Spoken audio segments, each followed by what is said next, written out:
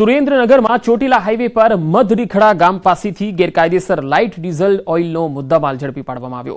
કોટડા સાંગાણીના નારણકા ગામે ધંધાનું સ્થળ હોવા છતાં અન્ય જગ્યાએ ગેરકાયદેસર રીતે વેચાણ કરતા હોવાનું જાણવા મળતા કાર્યવાહી થઈ।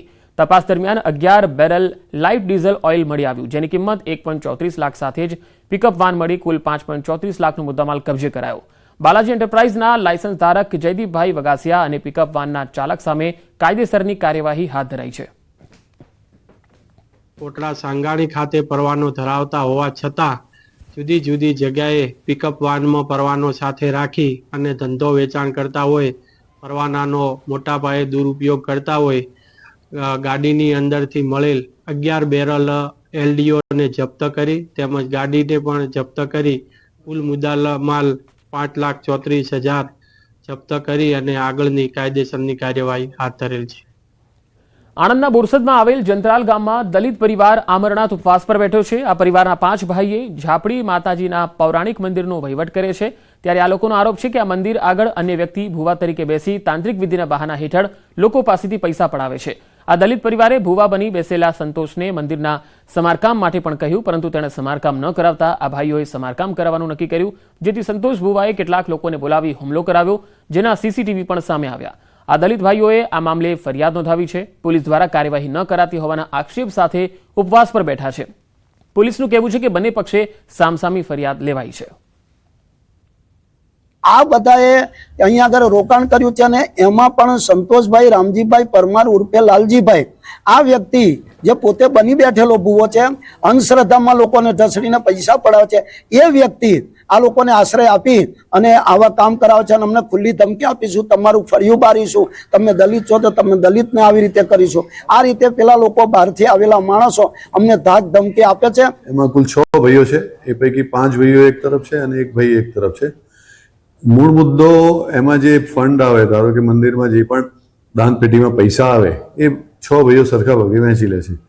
એ 6 ભાઈઓ પૈકી એક ભાઈ છે સંતોષભાઈ પરમાર કરીને ઉર્ફે લાલજી ભુવા તરીકે ઓળખાય છે, જે દાણા જોઈ અને ભુવાજીનું કામ કરે છે। બનાસકાંઠામાં એમડી ડ્રગ્સ સાથે 2 આરોપી પકડાયા છે। ધાનેરા પોલીસે વાહન ચેકિંગ દરમિયાન ડ્રગ્સ ઝડપી પાડ્યું। નંબર પ્લેટ વગરની બાઇકમાંથી ઝડપી પાડ્યું છે 17.80 કિલોગ્રામ હેરોઇન। ધાનેરા પોલીસે 85,000નું માદક પદાર્થ સહિત 1,40,000થી વધુનો મુદ્દામાલ જપ્ત કર્યો। ધાનેરા પોલીસે બંને શખ્સોની અટકાયત કરી છે। છેલ્લા કેટલાક સમયથી સોનાના ભાવમાં સતત વધારો થઈ રહ્યો છે। આજે અખાત્રીજ હોવાના કારણે લોકો સોનાની ખરીદી કરતા હોય છે। જો કે ગત 22મી એપ્રિલની સરખામણીએ સોનાના પ્રતિ 10 ગ્રામના ભાવમાં 4,000 રૂપિયા સુધીનો ઘટાડો નોંધાયો છે। અક્ષય તૃતીયાની તિથિ હોવાના કારણે સોનાના દાગીનાની ખરીદી કરનારાઓમાં ભારે ધસારો જોવા મળ્યો છે। હિન્દુ સનાતન ધર્મ માટે આ પર્વ દિવસ આજે સારો છે, એટલે એના માટે સકન કરવા સોનું માટે આવેલા છીએ। એટલે ખરીદીમાં ઘટાડો હોય એટલે કે મિડલ ક્લાસ ઓલવેઝ કાંઈ પ્રસંગ હોય ત્યારે શોપિંગ કરતું હોય, કાંઈ તહેવાર વાર તહેવાર હોય ત્યારે, બાકી ભાવ ગમે એટલો પહોંચે પણ જે લેવાની છે એ લેવાના જ છે માણસો। એક મહિના પહેલાની ગણતરી કરીએ તો આપણે સોનાનો ભાવ 1,03,000 થી 1,05,000 સુધી આપણે પહોંચી ગયેલો હતો। એ અત્યારે સોનાનો ભાવ 99,800 ફાઇન ગોલ્ડનો થઈ ગયો છે, એટલે ભાવમાં થોડીક કરેક્શન છે। અને અખાત્રીજનું સુકનવંતી ખરીદી કરવા માટે નાની મોટી ખરીદીઓ બધા કરતા હોય છે, એટલે કસ્ટમરને જે ભાવનું અત્યારે કરેક્શન છે અને અખાત્રીજની સુકનવંતી ખરીદીનું મુહૂર્ત સાચવવા માટે ડેલિકેટ જ્વેલરીની ખરીદી કરતા હોય છે। બધાની પોઝિશન તો સેમ ના હોય, સરખી ના હોય, બધા ઈચ્છતા હોય લેવા માટે પણ લઈ નથી શકતા। અત્યારે જે પહેલા હતું તો થોડા બી રૂપીસ ભેગા થતા તો લઈ શકતા હતા લેડીઝો, પણ અત્યારે તો એમ વિચારેય નથી કરી શકતા। અત્યારે સૌથી વધારે ટ્રેન્ડિંગમાં તો સોનાનો ભાવ જ છે। સાંભળીને એમ થાય જો ઓહો, જેટલી ગરમી છે ને હાઈ એટલો જ સોનાનો ભાવ હાઈ છે। પણ આપણે ગુજરાતીઓને કહેવાય ને કે મુહૂર્ત તો સાચવવું જ પડે, એટલે મુહૂર્ત સાચવવા માટે ગુજરાતીઓ ગમે એટલો ભાવ હોય પણ સોનું લેવા તો પહોંચી જ જાય। છેલ્લા 1 વર્ષમાં પ્રતિ 10 ગ્રામ સોનાના ભાવમાં 30% વધારો જોવા મળી રહ્યો છે। ત્યારે આપને હું મારી પાછળના દ્રશ્યો બતાવી રહ્યો છું। આ દ્રશ્યો છે રાજકોટ શહેરના કાલાવડ રોડ પર આવેલી જે ડાયમંડ અને જે ગોલ્ડ જ્વેલરીનો શોરૂમ છે। જોઈ શકાય છે કે લોકોનો ભારે ઘસારો છે તે ખાસ કરીને જોવા મળી રહ્યો છે। આજની જો વાત કરવામાં આવે તો સોનાનો ભાવ જે 24 કેરેટનો પ્રતિ 10 ગ્રામનો ભાવ 99,800 રૂપિયા છે।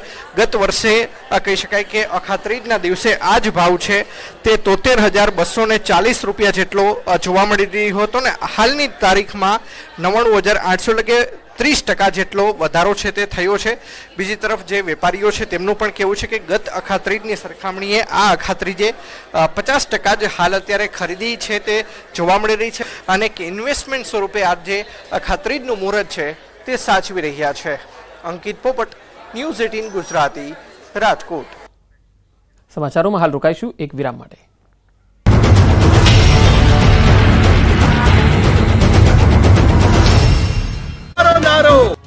સાહીઠ જેસીબી, 60 ડમ્પર, 2000 પોલીસકર્મી, 15 એસઆરપી કંપની સાથે અમદાવાદના ઇતિહાસના સૌથી મોટા ઐતિહાસિક ડિમોલિશનની કામગીરી કરવામાં આવી. ચંડોળા તળાવમાં 2 દાયકાથી પોતાનું સામ્રાજ્ય જમાવીને બેઠા હતા તે બાંગ્લાદેશીઓના સામ્રાજ્યનો 45 મિનિટમાં જ અંત આવ્યો. મંગળવારનો દિવસ ચંડોળા તળાવની આસપાસ ગેરકાયદે રહેતા લોકો માટે અમંગળ સાબિત થયો. અમદાવાદમાં બાંગ્લાદેશી ઘૂસણખોરો પર ગુજરાત પોલીસ દ્વારા અત્યાર સુધીની સૌથી મોટી કાર્યવાહી હાથ ધરાઈ. ગેરકાયદે બાંગ્લાદેશીઓને ડિપોર્ટ કરવાની સાથે શહેરમાંથી તેમના મૂળિયા જ ઉખેડી દેવાની કામગીરી હાથ ધરાઈ. અમદાવાદના મિની બાંગ્લાદેશ તરીકે ઓળખાતા ચંડોળા તળાવ વિસ્તારમાં બુલડોઝર ચલાવવામાં આવ્યું. અડધી રાત્રે જ આ માટે એક્શન પ્લાન તૈયાર કરવામાં આવ્યો. ચુસ્ત સુરક્ષા વ્યવસ્થા અને 2000 પોલીસ કર્મીઓને તૈનાત કરી 60 જેસીબી અને 60 ડમ્પરોના ખડકલા સાથે ગેરકાયદે મકાનો જમીનદોસ્ત કરાયા. શહેર પોલીસ સ્પેશિયલ ક્રાઇમ બ્રાન્ચની ટીમ તેમજ એએમસીના અધિકારીઓની હાજરીમાં જ તવાઈ બોલાવી.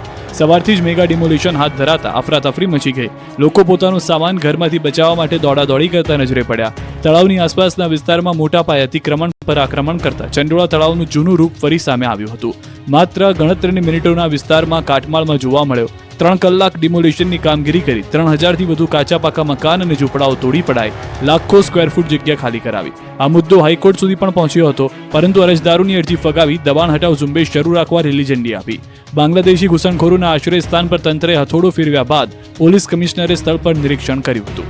તો અમદાવાદના ઇતિહાસની સૌથી મોટી ડિમોલિશનની કાર્યવાહી મામલે અમદાવાદના સીપી ઓફિસ ખાતે મુખ્યમંત્રીની અધ્યક્ષતામાં હાઈ લેવલ બેઠક પણ મળી હતી, જેમાં ગૃહ રાજ્યમંત્રી હર્ષ સંઘવી, રાજ્ય પોલીસ વડા સહિતના ઉચ્ચ અધિકારીઓ ઉપસ્થિત રહ્યા. મુખ્યમંત્રીએ ચંડોળા તળાવ ડિમોલિશનની સમીક્ષા કરી. બાંગ્લાદેશથી કોઈ ગેરકાયદેસર અમદાવાદ આવે તો તેને કહેવામાં આવતું કે બિહારી તુમ્હારા કામ કર દેગા, અને બિહારી એટલે આ લલ્લા બિહારી. અનેક બાંગ્લાદેશીઓને પનાહ આપતા લલ્લાના સામ્રાજ્ય પર આજે સરકારનું બુલડોઝર ફરી વળ્યું છે. લાલુભાઈ પઠાણ ઉર્ફે લલ્લા બિહારી મૂળ અજમેરનો રહેવાસી છે. તે 2 દાયકા પહેલા અમદાવાદ આવ્યો અને તેણે ચંડોળા વિસ્તારમાં પોતાનો વસવાટ શરૂ કર્યો.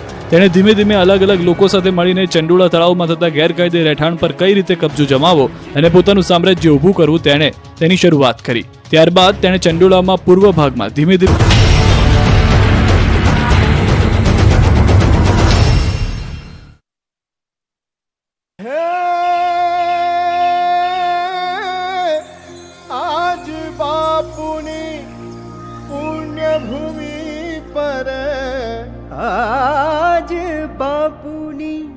પુણ્યભૂમિ પર ઉગ્યું સ્વર્ણ પ્રભાત.